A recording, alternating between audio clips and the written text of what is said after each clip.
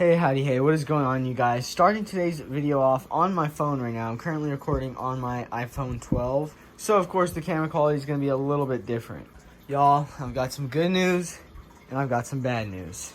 But to sum everything up really quickly, we've actually had two dart frogs pass away. Two of our Dendrobates auratus elcope dart frogs. It's very, very unfortunate news. There's a whole reason why, which I'll get into shortly. Now, I wasn't expecting or hoping to make a video like this at all by any means, but we're going to have to move our dart frogs to a different enclosure. First of all, one of the dart frogs had actually gotten out of this cage. I have no idea why, and I don't want to take the risk of another frog getting out. I've been trying to search through the enclosure here, through the gaps here, and through the gaps in the back corners and whatnot.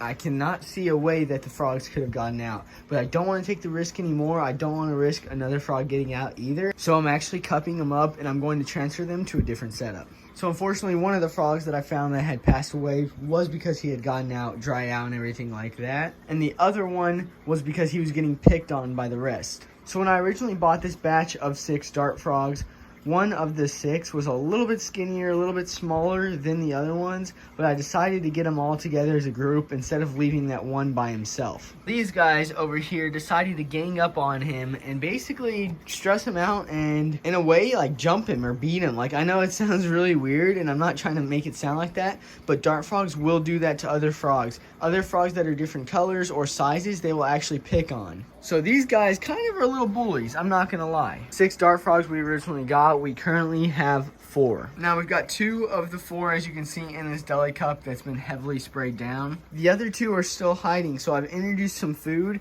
and as they pop out, I'm gonna try to catch those guys as well. And then they're gonna go in their own separate enclosures. As a matter of fact, this beautiful round enclosure that we built a while back is going to be a new enclosure for 2 of them. And then the other 2 are gonna go in this 10-gallon tank, more than likely. But as I said, we got 2 of the 4 dart frogs. So I guess now we wait to catch the other 2. 2 days later. Oh crap, y'all, I found the other frog. Oh god, he's running away. Okay, ignore the sounds. We're gonna try to catch this dude. We're gonna try to catch him. I'll be right back. Well, y'all, we are now back on my camera. So I actually got my camera charged. So enough of filming this whole scenario on the phone. It is time to film it on the camera. Now, I'm still on the lookout for the other dart frogs, but I've got these 2 in the cup, and I don't want them to get stressed out any more than they already are. So we're going to go ahead, move these guys, these 2 dart frogs, into this enclosure. This enclosure will be a perfect enclosure for them to sit in. There is no other way for them to try to escape except from this spot up top, which is ventilated. You can see all the little holes right there and there, but it holds a lot of humidity. It is live planted. It's already got isopods and springtails. It's got a water bowl and everything like that. I think this will make a fantastic setup for dart frogs as well. And being that I really do care for these animals, I don't want to take the risk of having any more frogs die by escaping or getting bullied or stressed out or anything like that in an enclosure this size. Because remember, I only had 6 dart frogs. Dart frogs only get about an inch or so, maybe an inch and a half. And being an inch or an inch and a half or even 2 inches inside of an enclosure this big can be stressful. I know I would be kind of stressed out as well, I'm not gonna lie. It's kind of like a human, like me for example, living in a 50-bedroom house with like all sorts of things, like living in a mansion basically. It's just gonna get stressful. It's not worth it. I'd rather live in a smaller house than a giant humongous 50-bedroom house. And I think those dart frogs have the same sort of concept or feeling, so that's why we're gonna move them into this round, which is a little bit of a smaller enclosure, but it's gonna be more adequately set up for dart frogs. Because, I mean, man, look at how pretty those creatures are. These are living animals, and they're blue and black. Like, you don't see living creatures this gorgeous that often. So, yeah, it's time we move these guys over. It'll be a really quick transition, and I think they will enjoy their new setup.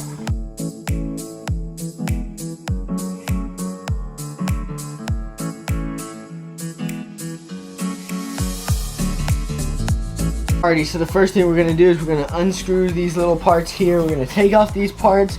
That way we can scooch over the lid. We're going to take this acrylic lid, slide it over just a little bit. That way we can get our hand in.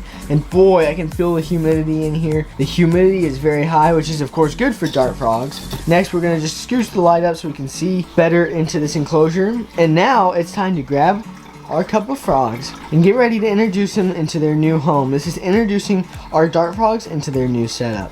Alright, y'all, we're going to attempt to do this one hand. So we're going to lower the cup into the enclosure here, somewhere where it won't damage the plants. We're going to take the lid off gently and let the frogs hop out on their own accord. So we got to be very careful so that we don't hurt any of the plants or the frogs or anything like that. Okay, lid's coming off, lid's coming off. Here we go. There goes the lid. Oh, there go the dart frogs. Okay, they're ready to go. They're not having it right now. There goes one. There goes one. And in just a second, the other one should make his way out. There they go. Okay, so they're going free. Let's get this guy some help here. Let's give him some help. There you go. Go that way. Go.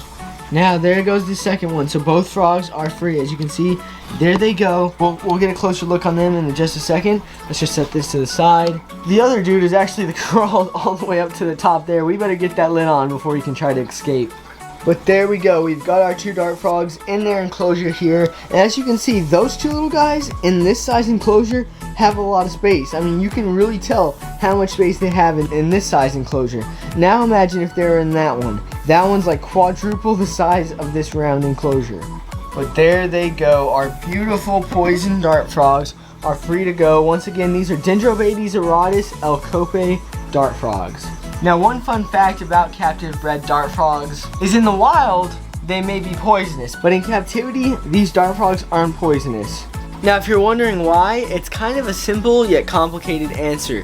The main reason is because they get their poison from what they eat in the wild. So in the wild, these little guys would be hopping around, eating different things like ants and other insects that carry poison. Well, when they do decide to eat those ants or other insects, that poison is then transferred to them, therefore making them poisonous.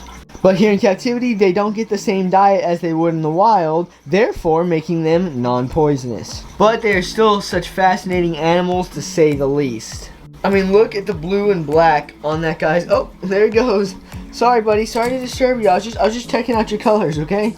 This dude's flying everywhere. This dude's going crazy. Look at that dart frog just hopping around. There he goes. Okay. But yeah, now these two dart frogs have been released to their new enclosure. Now when I find the other dart frogs, I may put them in the round enclosure with the other two that are currently in there. Or, worst case scenario, I have a whole nother 10-gallon tank that can be set up for dart frogs. That is no big deal. Those dart frogs will be fine if I do keep them in that size enclosure. So yeah, basically what I'm trying to say is we got a cage here for dart frogs, and we've got a cage here. So there's plenty of space to add the dart frogs. The next thing we need to do is take off this label here, because the Dendrobates auratus elcope are no longer going to be in this enclosure. They're going to be in this one, of course, as soon as I empty it out. But we might as well move the label over. We're probably going to put it right about here. I think that'll look pretty nice. And there we go. The label has been attached to the enclosure, therefore kind of making it look finished off and complete. It really does look nice. It's coming along super well also. And of course, our dart frogs are loving it. Oh, there he goes. 48 hours later. Okay, y'all, well, it is a couple days later since the last clip, since the previous clip, and I've actually caught the fourth and final dart frog. So once again, remember, I had 6 originally, and 2, unfortunately, as it is, passed away. We've got the fourth one right here. The third one we actually caught and threw him in here, so he's already in here hopping around. But this guy was a pain in the butt. I've been trying to catch him for the past 2 days, and I finally got him. So he's in this cup, freaking out, and we're going to go ahead and add him to this round enclosure. Now, normally I would only keep a pair of dart frogs in an enclosure this size, but as you can see, we got 1, 2, and 3 so far. Of course, number 4 is over there. And the reason why I'm keeping 4 dart frogs in this round enclosure is to monitor their health and behavior. Once I see how they all get along, I may separate 2 of them and put them in this 10-gallon tank. But I want y'all's opinion down in the comments below as well, because I'm not a dart frog expert by any means, and I know some of you who watch my videos probably are. And I want y'all to let me know, what do you think about the idea of having 4 Dendrobates auratus dart frogs in this enclosure? You can kind of get a comparison. You can see how big they are compared to the cage. So it is a pretty large size enclosure. But dart frogs love to explore, they love to hop around, they love to move around. So once again, let me know what you guys think down in the comments. But the next thing that we're going to do is take this number 4 frog right here and add him to this enclosure. Alright, y'all, we're going to attempt to do this one hand. Sorry about how shaky it is, but we've got our cup here. We're going to take the lid off just a little bit so that he can't. There we go, lid is off. Let's go ahead and put it in the enclosure here. Careful not to crush any of the other frogs. And there he goes. Let's see. Go free, buddy. Go free with your friends. Go free. Go, come on. You know you want to. Let's see if we can help kind of lure him out. We'll tilt the cup over a little bit more. Go, buddy. Go. Go free. Look, you got a whole new world. And there he goes. So there goes the fourth Dendrobates auratus dart frog. He just went off hopping inside of his cage. We'll go ahead, close the lid here so that they can get their humidity back up. And boom, now we have 1, 2, 3, and 4 dart frogs. Now once again, let me know, what do you think about having 4 dart frogs in this enclosure? I personally don't really like it, but I want y'all's opinion down below.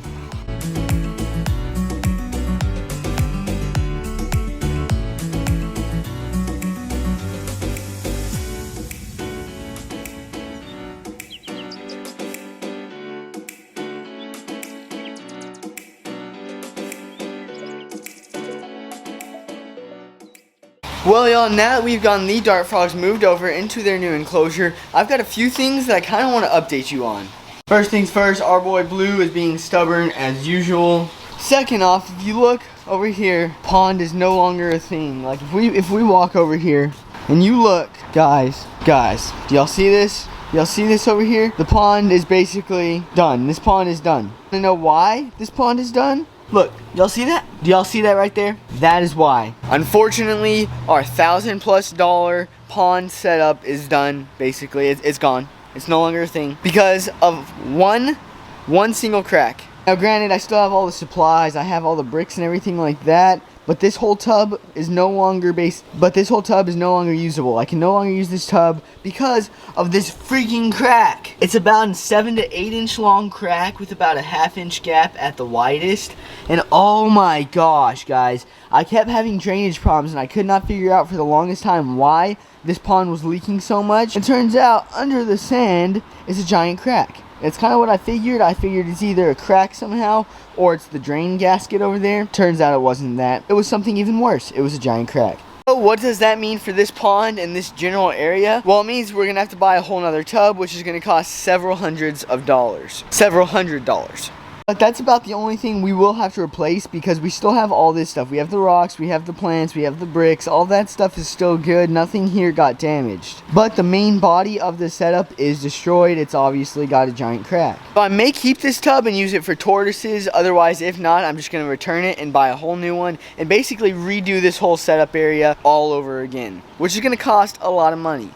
Next question you may have is, where are the turtles right now? Well, I guess I will show you real quick where all the turtles are currently being housed.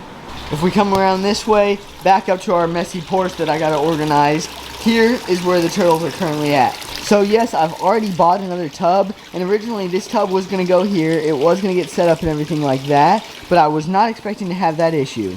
If that didn't happen, then all the turtles that are in here would still be in that one, and the beautiful albino turtles would have their own tub. But in a matter of a day, I had to set this tub up for our bigger turtles as an emergency setup. So as you can see, we got all 3 of our turtles there. We got Chimera, we've got our red-eared slider, and our yellow belly slider. So all 3 of our turtles are doing fine in this tub. But it still sucks because I really wanted to put the albino turtles in this tub. So my whole game plan has basically been thrown off. And then I had to readjust the albino turtles and move them over. And honestly, even though it's kind of messy with the tubs and all this stuff that we got laying around, I kind of like the way it looks. We've got the albinos, a nice little plant to divide it, and then of course our bigger turtle pond. And our buddy Chimera doesn't really seem to care either. He keeps coming up to the surface. Hi buddy, how you doing? And our albinos are seeming to enjoy their life with their crystal clear water. But it really does suck. So over time, I'm going to have to get more supplies to reset up that pond, move those turtles back over to that pond, and then move the albino turtles into this pond. So we've got a lot to do and a lot going on. Not to mention, this whole area is a mess right now because of all the work I've been having to do. Eventually, I want to get all this gone, all this gone, all this gone. I want it to be all cleaned up where it looks a little bit more nice. Because right now, it just doesn't look that fancy. It doesn't look that good. And you know me, guys. I'm a perfectionist. When I want something done, I want something done well. So yeah, y'all, bear with me on that. At least we've got our turtles happy and healthy right now in another setup. These guys are actually enjoying it pretty well. We've still got our UV clarifier that we got, and it's still right there. We've got one waterfall head, and I'm having to do water changes a whole lot more often. I'm also considering getting a canister filter to help assist this pond with filtration. A canister filter is gonna cost another $100, maybe $200 itself. So for now, I set up my own little drainage system. I've got the nozzle and everything like that. I've got a hose, so all I have to do is pull the hose out to the yard, twist the nozzle, and it drains the pond for me. That way I can do water changes on this area. And I mean, our albinos are doing pretty well. They're crazy as usual, super feisty, adorable little turtles. I love those guys so much. I did want to update you guys on that.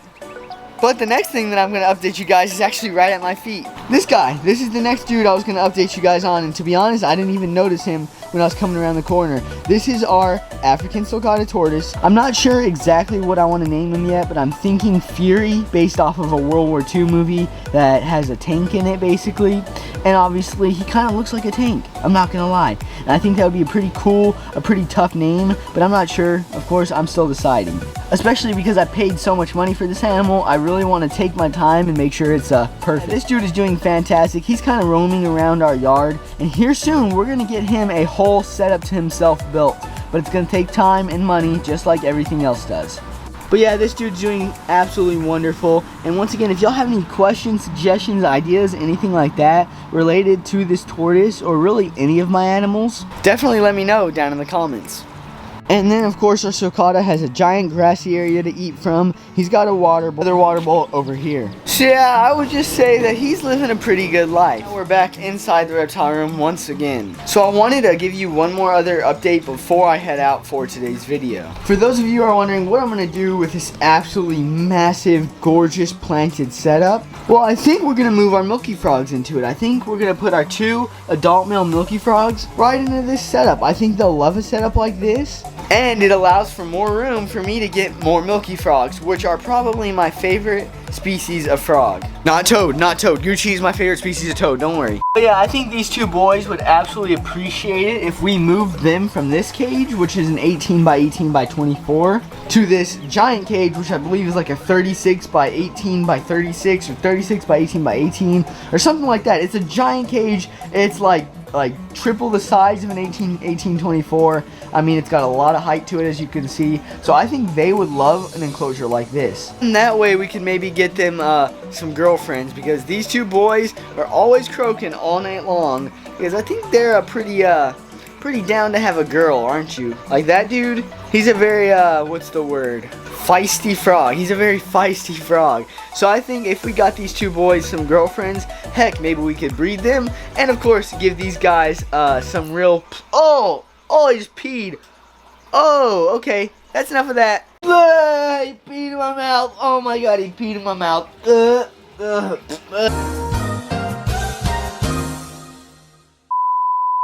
Stop peeing in my mouth, bro. That's nasty. He was such force that it like sprayed it backwards into my mouth. That was not very fun. But okay, enough of that. You guys get the idea. I want to move the Milky frogs into a new cage. I want to get them some girlfriends, only if they don't pee on me. And without further ado, that's basically it for today's video. Well, y'all, once again, that is basically it for today's video. That was a few different updates, and that was officially moving dart frogs into this insane round enclosure. I really hope the animals do enjoy this setup. I think they will, but once again, I'm not too sure if I want to keep all 4 of the dart frogs in here. That is up to you guys to decide the fate of these next 2 frogs. And with all that being said, if you guys did enjoy today's video, make sure to drop a like. It lets me know if it was worth your time watching and if you enjoyed. After you have done that, make sure to subscribe. We are on the road to like 4,000 subscribers. We are continuously growing, and it's all thanks to you guys. And last but most certainly not least, make sure to follow my Instagram, TheRealPartoadYT. It's always linked in the description, and y'all can stay up to date with me in my more private life. Oh, and cop the merch. I'm wearing the merch right now, the ladies and gentlemen shirt. It's such a fire shirt, so definitely cop the merch if you haven't already. And with all that being said, let me know what I should film next. I hope you guys enjoyed, and I will see you all in the next one. Peace!